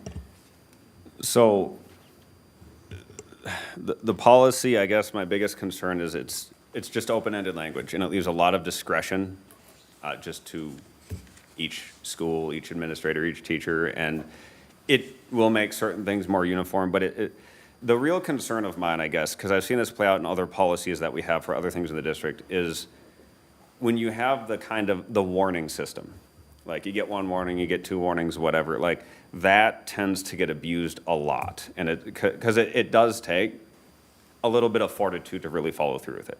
I mean, I do agree this would be a heavy lift. So the reason, this is what I want to see, it's as clear cut as this. You get two options in a high school. Either when you walk in the door, your phone is in a yonder pouch, pending emergencies, or barring emergencies, or you just don't bring your phone with you. If your phone is out at all, you then have two more options. Either you give it to the principal or the teacher, at which point you will get it back only when your parents come to get it and not sooner. Or if you outright refuse to give it, then you will be suspended pending your parents coming in to have a discussion with the administrators. That's it. Like, I would I could write that policy in like a paragraph. I don't think we need this entire policy. It's as clear cut as it gets. It's easy to understand. It has the mechanism of enforcement rigidly defined, which is good because they need clear enforced boundaries. That's essentially what I'd go for. So I think I would just offer that it's probably not in our best interest as a board to put a branded name product in our policy. I think there's probably some options, right, that we could look at if that's the direction the board wants to go, is a locked pouch or a magnetized pouch solution. Like, I wouldn't be comfortable putting a branded name in our policy. That's me speaking. That's fine. I just use that as the example. If there's other magnetized pouches, that's fine. But the key is it has to be something that can't open just on a whim. It has to be like locked, and in order to get it open, they need to go to a specific location to open it. That's the intent. Director Langenfeld? So what I'm hearing, if I'm accurate here, is that we need rule then to follow policy so that we can clarify more specifically and more directly what the expectations are. Having had policy and rule typically together in my experience, that has always been an important part of it and how things should be done. So I think that the progressive discipline piece that's been referenced is consistency that Director Simon talked about, and also what you're talking about, Director Arco, I think really go to real specific guidelines and support through a rule could be written in terms of to coordinate with the policy that would give that more specific direction so that it doesn't appear, ambiguous to people and up to more interpretation. But then within that framework, decisions would have to be more specifically named as to what that is in terms of the progressive discipline. You talked about if it's this, then that, and that kind of thing. And I look at it as well as that when is the parent getting involved and how important it is to bring them in early in that conversation and also have those conversations about the clear expectations. But if it's muddy for parents, it'll be very difficult for them to help with solutions. So I think every parent would want to be part of a solution, particularly if their child was struggling with misuse of a phone in school, if it warranted them to keep that phone in a pouch all day. For some students, that may be an important part of their day. For other students, they may not be able to just stow it away or whatever it's called for our middle school and elementary, that it's not out. So I think that that can be part of it, but certainly rule could well be part of this as well with policy. Co-Chair Arco. Okay, so I appreciate the comments, Director Langenfeld, because you're kind of making me think of this. Okay, going back to the whole vague language thing, or not rigidly defined, one of the biggest concerns I hear from teachers frequently across any grade level, any school, is they don't feel like they're currently being supported in the classroom, that behaviors are out of hand, they're not receiving the support, that a lot of behaviors, they don't even bother reporting them at a certain point because they know no one's going to assist, no one's going to help. So I certainly believe that is the case. You can disagree with me on that, that's fine. The issue with this is the minute you have any discretion in this policy, right? Now, it's kind of like you give an inch, you lose a mile type of thing. Like, if they're already not getting support with things that we know they should be getting support for, and let's say they do have, one or two very problematic students who never follow the rules and they keep saying, put your phone away, they won't do it. They say, give me the phone, they won't do it. Well, now we're going back to that teacher has to depend on getting support, which I've heard frequently in other policies they're not getting. So to entirely bypass this is the whole point of my policy. It's not about what we can do. It is about what the parents are going to do with their own students. All the teacher, under what I'm proposing, all the teacher would have to do is to just ask one simple question when they see a phone. Can I have that, please? If the student says no, all right, well, they're not going to take it from them. They're just going to send a message to the principal, and then that principal is going to give a call to the parents and say, your student is suspended until you come have a conversation with us. And then the parents come in, they're going to sign a form acknowledging that if this happens again, there's going to be further consequences. But the point is, it's the parents who are responsible for their students, not the teachers. The minute that any part of this policy puts the onus of responsibility on teachers, it's as though we won't have a policy at all. And that is not because I don't think the teachers are doing a good job. They are. It's that they're currently not getting the support they need for the existing policies we have. So if those ones aren't even going that well, this will fall flat right out the gate. So this is why it needs to be black and white. It's clear for the students. It's clear for the parents. Teachers aren't responsible for this. They're not the phone police. If you walk in the building, you have two choices. Either you don't have a phone on you or you put it in this pouch that will be locked the entirety of the time you're in the building. That's it. And if for some reason you want to take your phone out, you can give it to the teacher when they ask, and then your parent can come get it from you. That's fine, but just understand that will be the consequence. So my policy, like I said, I could write it in a paragraph, not 4 pages. It'd be a paragraph. It's clear cut, dry, puts none of the responsibility on teachers, all of the responsibility on parents. I don't see how we could go wrong with it, to be honest. Well, we do have to remember our students on IEPs and health plans that would have to be incorporated into any simplified policy. That's fine, and I'll state this just for clarification. It's a given that if there is some kind of medical exemption, of course, they can use a phone, but just worth mentioning. Members, any other discussion about the policy before us and suggested edits? We agreed to have this policy come back to the full board in lieu of a policy committee meeting so that everyone could have a chance to weigh in again, offer feedback, offer edits that we could discuss here as a board so that Tim and the team could know what they need to take back and revise further so that we can gain board support on the policy. Co-Chair Arco. So Tim and team can take this back and do whatever they please with it, but I'm just going to make a very simple analogy. If you draw a Venn diagram of what the board wants, there is no overlap. So I'm not entirely sure what he's going to bring back that would get approved, unless somebody would like to speak to that otherwise. So you're saying there's no common ground here? No compromise position that you can see?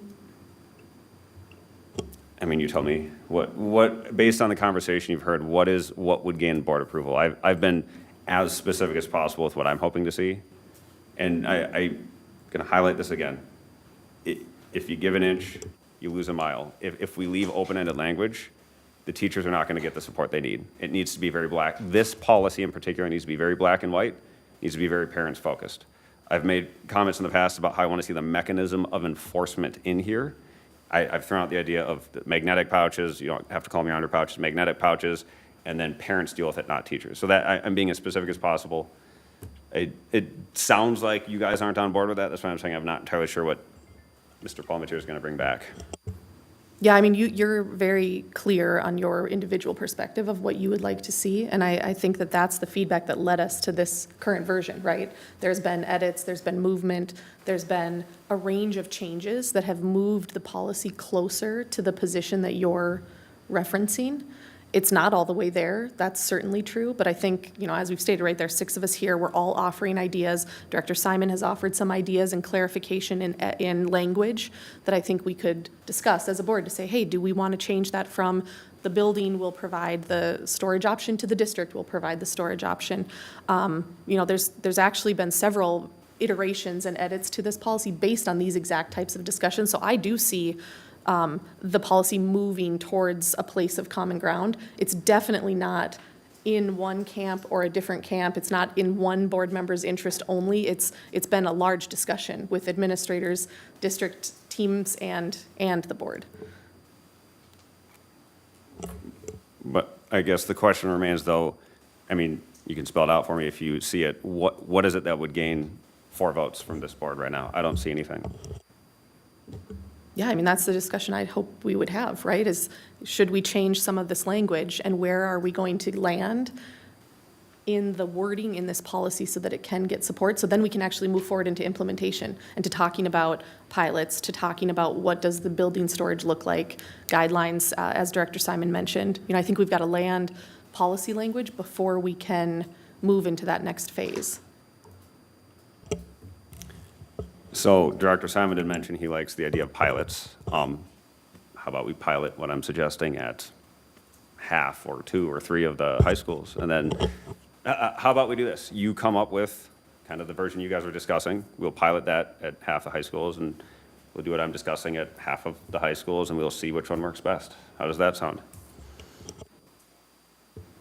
I think that's a little different than a pilot, I'll just say, right, and Director Simon, if you have anything to add about your version of a pilot that you've spoken with people about, but it sounded like it's more of a, hey, self-select, we would like to do this so that there's early buy-in, and then we can get that support to see the effect, versus board says you're doing this version and you're doing that version as a pilot, without the input received on the front end. But I'm open to continued discussion about what a pilot could look like and what members would support. Coach Arco. So what I just offered is the closest thing to, I know, I won't use the I'll respect what you asked for, Director Simon. I won't use the word bipartisan, but the board is very often split on things. Whatever that split is, I've just offered a solution that can satisfy seemingly both halves.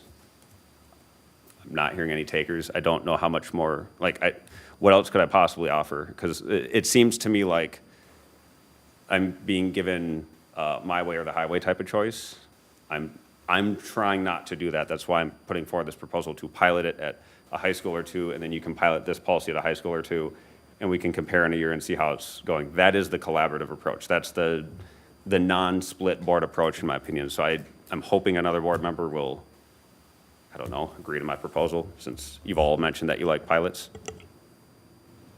Yeah, I mean, I think it's important for us to keep discussing, right? If you offer an idea, the approach and a bipartisan discussion would include other board members weighing in on that proposal and not just an acceptance of your idea, right? Like, it would be a conversation to get it to land in a place that gains majority acceptance. So I would welcome and love others to join in the discussion if they have thoughts or ideas. Director Simon.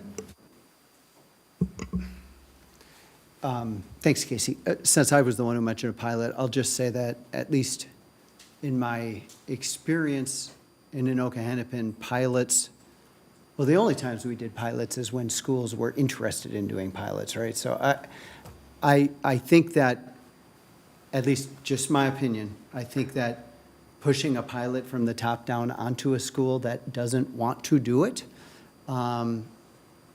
can potentially impact the success or failure of that pilot. So I'm typically not one to govern, or this would be manage from the top down on a board level. That's it, just my opinion. Everyone else's opinion is just as valid, but that's just my personal opinion.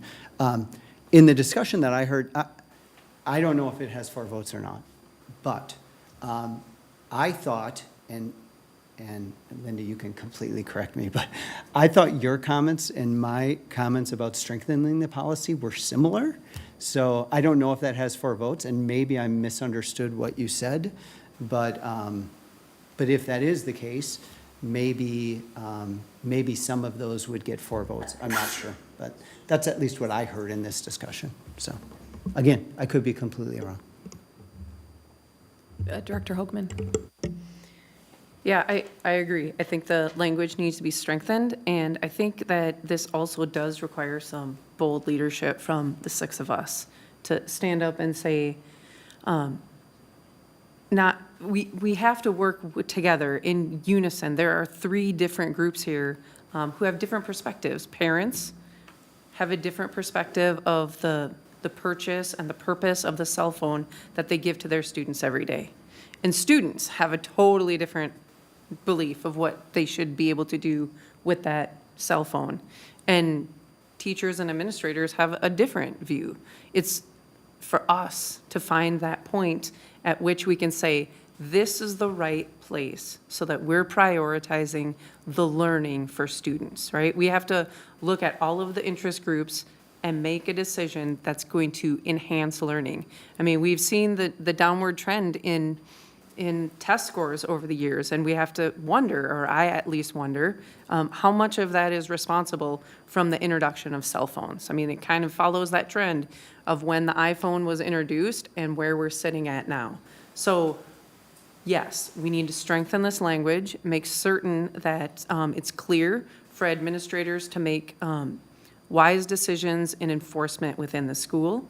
And I hope that we can come up with a solution that will be in place for the beginning of the school year so that learning can happen. So do you have specific language updates that you are referencing when you say that, just so we can see if there's a place we can all land on? Looking at, I think it's paragraph 5C, specific use of cell phones and PTDs in high schools. Use is not permitted in the classroom during instructional periods. Within the classroom, during instructional periods and the school day, cell phones must be, and right now it says stored in lockers or powered off and placed in designated areas within the classroom. I think that could be cleaner and simply said, are not to be present. Building administration doesn't then have to provide a storage option because the phones just shouldn't be there. And then use of phone for instructional purposes will be permitted in circumstances where it has board approval.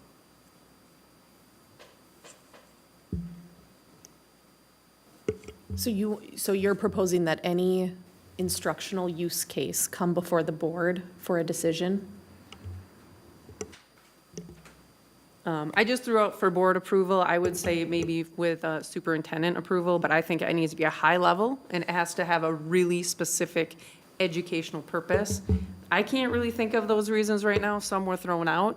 I think they could be satisfied with other electronic devices and not personal cell phones. Thank you for clarifying that. And it also sounds like the stored in students' assigned locker and like your language, like not present in the classroom. So then it would take away the need for classroom storage. So bringing the phone to school, putting it in the locker for the day. Am I understanding your edits correctly? Yeah, I think what's been proposed from a lot, it's been good discussion. It's been good to hear.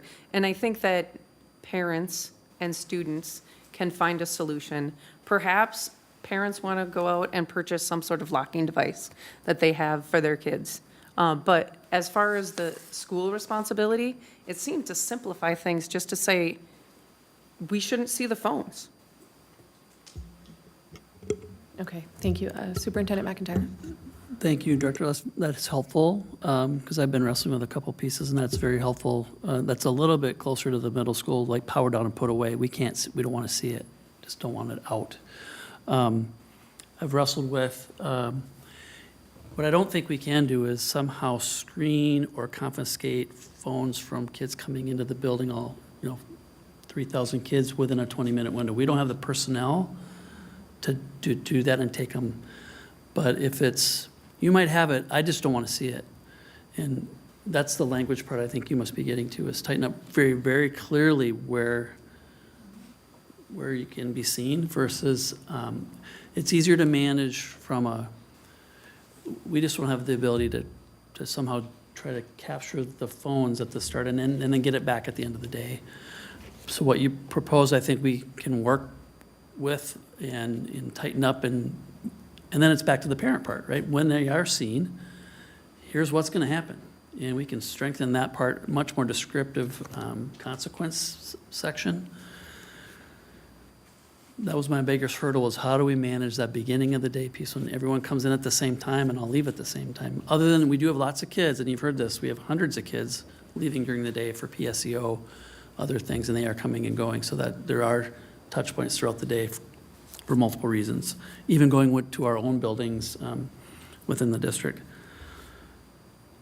So I'm kind of offering that. That's helpful to have some clarification. I don't know if, Tim, you want to add anything there.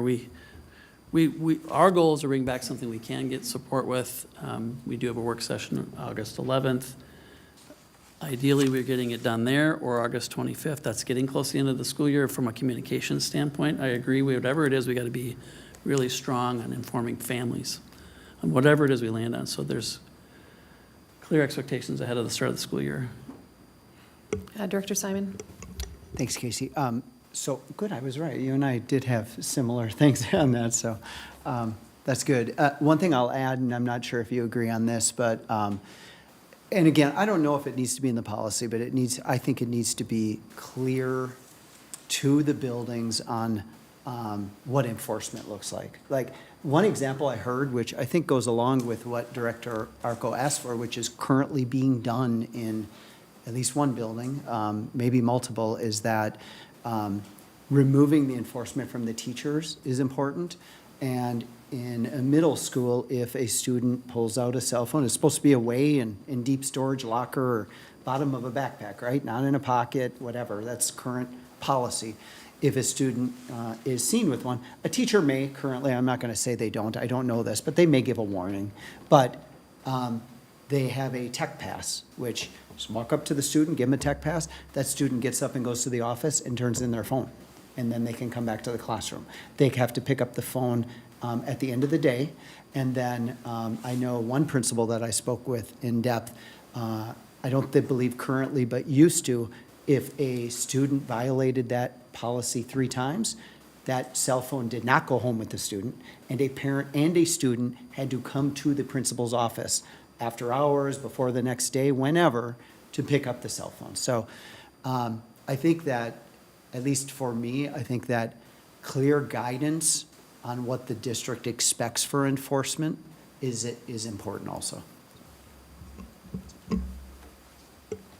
Yeah, I agree with that, and I think that tech pass idea is really intriguing, especially because it follows other consequence models that already exist in the district.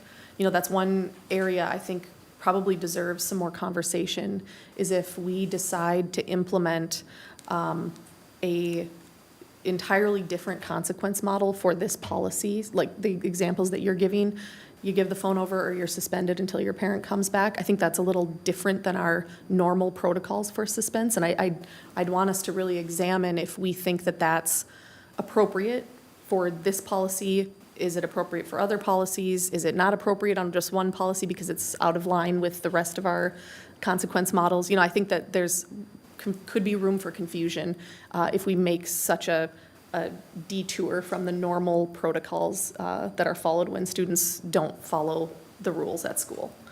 I think the tech pass is really intriguing to me, Director Simon. So I would support outlining some more clear language in the policy related to that.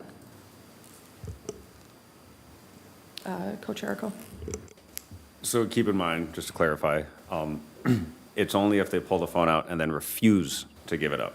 Then they get the suspension and their parent has to come in on their behalf. If they give the phone up, okay, no worries. We can hold on to the phone for as long as it takes their parents to come and have a conversation with the administrator and to ensure us that they are going to make sure that their student doesn't pull their phone out during class anymore. I keep going back to, it's the entire paradigm of how we're doing this is wrong. We are not here to teach other people's kids how to behave. The teachers are here to teach. Parents need to make sure that their kids are behaving. And to the extent that their kids are not following our policies, we make parents take care of that, not our teachers, not our administrators. That is what I'm aiming for. That's why I'm trying to do this, because we have a job, teachers have a job, and parents have a different job. So.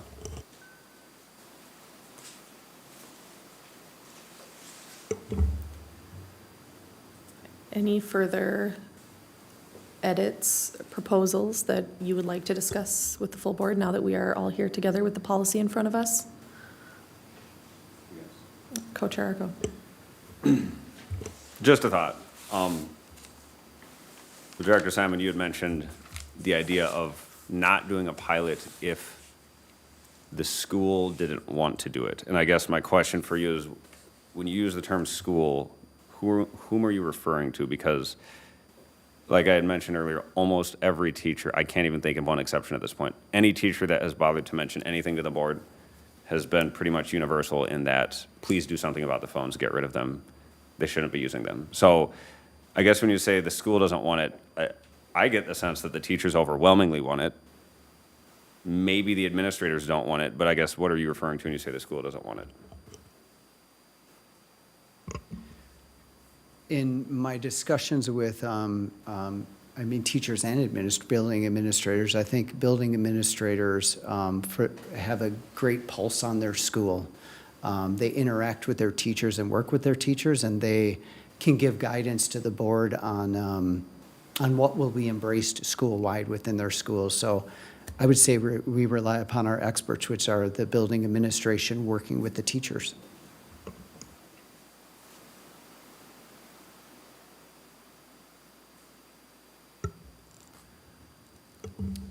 Maybe to help move us Superintendent forward, Vector. what I would propose is, based on the discussion, we continue to collect input from board members on language, work through the co-chairs. We have between now and August 11th to bring back something different, something with trying to capture the points here, and wherever that compromise might be, to get to 4. So we can just work through the co-chairs in the next 3 weeks to work on those things that have been brought up here, unless, Mr. Palmetier, you have something other to offer. I'm not sure. I thought Director Arco or I was, Coach yeah, Arco watching wanted to Coach speak. Erico. I guess I just want to throw this out one more time. I really would like to pilot my proposal. I would even specifically name Blaine High School, since that is my district. I know Ham Lake sends their students to Blaine.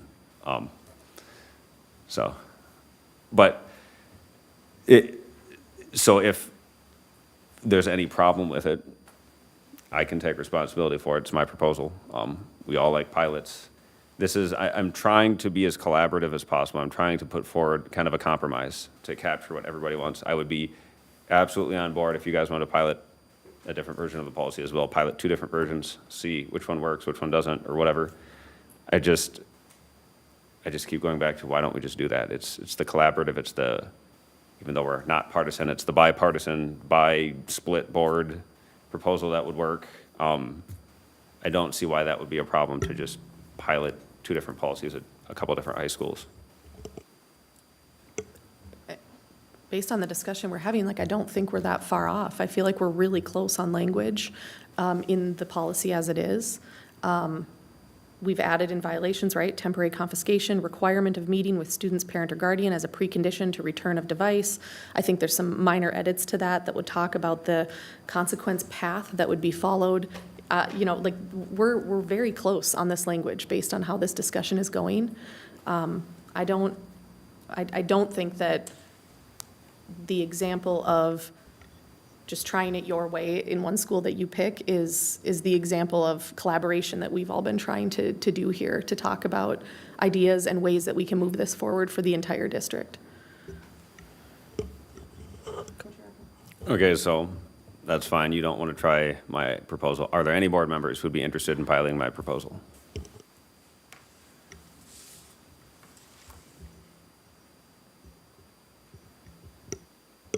Director Langenfeld? And I appreciate all the conversation, and I certainly can, I think we're very close as I'm sitting here listening. One of the things that might be an opportunity as you are having this conversation has taken place, I would be very interested to Director Simon's comments, is that, is there a high school out there willing? Would they be, if we asked, would there be a high school willing to use the a lock device? And would that be for all kids, or would that be for just kids who really struggle they just have to have the phone and they just can't keep it out of where it's supposed to be, you know? That for me is really the question of what we're really even talking, more clarity around the pilot. But I certainly think there would be schools that may well be interested. So I wouldn't want to speak for them, but I'd be interested in having, hearing from them what they would think. That's all. Superintendent Yeah, McIntyre? thank you, Coach Herdisham. Kind of in the spirit of what a lot of you are saying, I want to strongly encourage the board to continue to work alongside the principals, and let's do it in partnership with them, because they are the ones, whatever the policy ends up being, they're the ones going to be enforcing it. And I think we are close. I think many of you have talked to your high school principals. You know where the pressure points are on this and what is working well, and let's continue to engage them with whatever it is, we will be able to do this well and not have a lot of pain and trouble and an inability to see this through once it's implemented. So that we have a little window of time here to involve them and get feedback on the conversation. I think it's pretty clear on some of the expectations that were shared tonight from the board, giving us an opportunity to kind of get those concepts and strengthen, I think some of you said that word, the language more descriptive, more clear. So to me, that would be our next steps. I know, Tim, you've recently had the same conversations. I just want to make sure we're engaging and involving them as much as we can. Mr. Palmetier? Yeah, I really want to echo that, because whatever we put forward as a board, we put our building principals in a position to have to implement that. I have spent a lot of time with them to make sure that we try to address those pressure points. I do believe that there is a common interest, at least in terms of limiting access to students' cell phones throughout the school day. But I would be remiss to not involve our principals more directly in those conversations. And so, and I'll continue to do that, because everything in theory sounds great, but when you're there on the ground and you have 2,500 students or 3,000 students, and you're trying to manage traffic flows and you're trying to manage, supporting the teachers. And I believe, notwithstanding the fact that maybe some teachers might have stated things to the contrary, I believe that our principals, our building administration work directly with staff. And a lot of times they have the best pulse in terms of what's going on in those buildings. So I do listen to them, and I do understand that when they communicate things, they're not just communicating their own interests, they're communicating interests of the staff that they work with. And so I think there's space. I do. I think I can work with maybe even individual board members to have some conversations where different board members have expressed different interests. Try to put something together, and also continue to work with our administrators, because I trust their judgment. As Director Simon said, I think that they're the best resource and voice that we have on this, and so I'd want to make sure they're involved. Thank you. Co-Chair Arco. So the notion of seeing if there would be high schools willing to do the policy, or if the policy would be received well, has come up a couple times, and that's important, but I'm curious though, because I guess I'm a little confused. Do we take that same approach when it comes to like curriculum adoption? We adopt curriculum, do we just hope that the high schools are willing to teach the curriculum we adopt, or like, how does that work? I mean, I'll just start from what I've seen. We have committees formed with teachers, staff, administrators from all across our system when there are standards changes that require new curriculum adoptions or curriculum changes. And they're bought into the process all along the way. And that is a space and a place where people raise a hand or offer to pilot different materials. There's different teachers that elect and want to pilot the, book A versus book B. The buy-in happens through that committee process and through the curriculum adoption process, in my view and experience on the ELA study committee as an example. Coach Arco. Okay, so, and that's all great, and I know that's how the process works, but let's say when all is said and done, the curriculum is adopted and you have a teacher, group of teachers, a high school principal, whoever, that just doesn't like it. Do they have a choice if they're gonna implement that curriculum, or if they don't like it, or how does that work? I mean, I think it would work the same way with any policy, right? Once the board decides on a final version of a policy, that's the policy that exists and that has to be followed. And there certainly will be people in our system and in our different spaces and different job responsibilities and job families that don't love the policies. But I think that's normal in any institution, any system that exists. It's a little different than a pilot, right? Once there's a final policy and a final practice adopted. Coach Arco. I sure hope that what you're saying is correct, since we have had teachers come to board meetings before saying that they would openly defy whatever the curriculum adopted was. So I hope that's the case. I hope what you're saying is true. But it's just strange to me to think that we could pass a policy that just wouldn't be followed if a high school didn't prefer it. That's strange to me. Yeah, I don't think anyone suggested that. So any other comments from the board? All right. Thank you for presenting that to us, Mr. Palmatier. Board, we're nearing our last agenda item. We're at item 11, board correspondence and communications. This is our opportunity to share happenings in our communities, report on committee assignments, or any other items of interest. Does anyone have anything that they would like to share?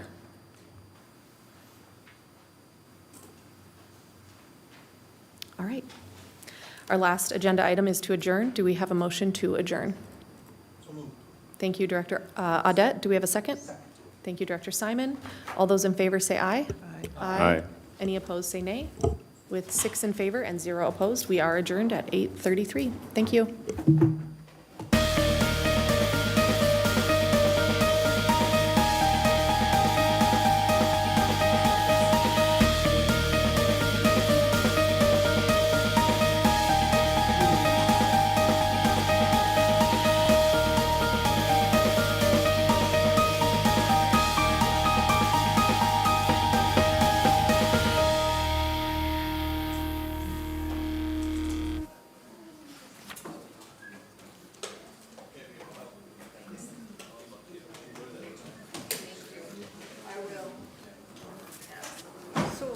So let me ask you this.